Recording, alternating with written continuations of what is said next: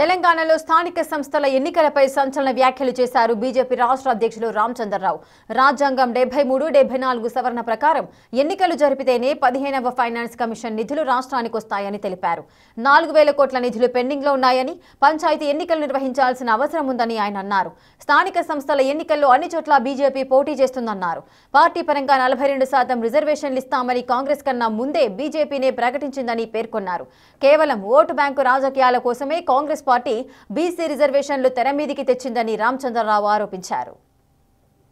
తెలంగాణ ప్రభుత్వం నిన్న తీసుకున్నటువంటి నిర్ణయము సర్పంచ్ ఎలక్షన్స్ పెట్టాలి, గ్రామ పంచాయతీ పెట్టాలని ఏది ఉందో అది రాజ్యాంగబద్ధమైనటువంటి ఒక అవసరం. అది కాన్స్టిట్యూషనల్ మ్యాండేట్ 73, 74 ఒక సవరణ ప్రకారం ఏదైతే లోకల్ బాడీ ఎలక్షన్స్ పెడితేనే వాళ్ళకు రావాల్సిన ప్లానింగ్ కమిషన్ సంబంధించినటువంటి ఫైనాన్స్ కమిషన్ సంబంధించినటువంటి 15th ఫైనాన్స్ కమిషన్ వాళ్లకు ఇవ్వాల్సినటువంటి బకాయిలు ఇవ్వదు.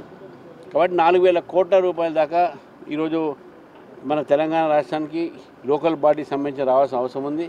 కాబట్టి ఎలక్షన్స్ పెట్టాల్సిన అవసరం ఉన్నది. కాబట్టి ఈరోజు ఈ యొక్క ఎలక్షన్స్లో భారతీయ జనతా పార్టీ పూర్తిగా పోటీ చేస్తుంది. కాంగ్రెస్ పార్టీ ఏదో మీరు 42% మా పార్టీ నుంచే ఇస్తున్నారంటే వాళ్ళకన్నా ముందు మేమే చెప్పినాం, మీరు 42% మీరు చేయకపోతే మేము మా పార్టీ నుంచి ఇస్తాం కూడా చెప్పాము ఆ రోజే.